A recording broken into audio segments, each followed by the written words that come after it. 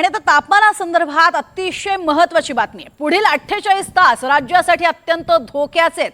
तापमानामध्ये घट होणार असली तरी दुसरीकडे मात्र पावसाच्या रूपाने महाराष्ट्रावर आणखी एक मोठं संकट येण्याची शक्यता आहे। हवामान विभागाने राज्यात पावसाचा इशारा दिलेला आहे। 2 तारखेनंतर विदर्भात वादळी पावसाची शक्यता आहे।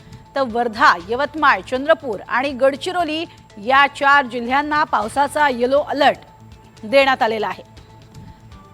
त्यामुळे घराबाहेर पडू नका असा इशारा देण्यात आलेला आहे। वर्धा, यवतमाळ, चंद्रपूर आणि गडचिरोलीसाठी खास दिवस हे महत्त्वाचे असणार आहेत। येलो अलर्ट या भागात दिला गेला आहे।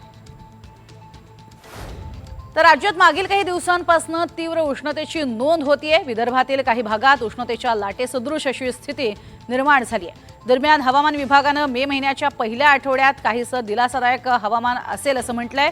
मात्र दुसऱ्या आठवड्यापासून काही भागातील तापमानात वाढ होईल असा अंदाज वर्तवण्यात आलाय।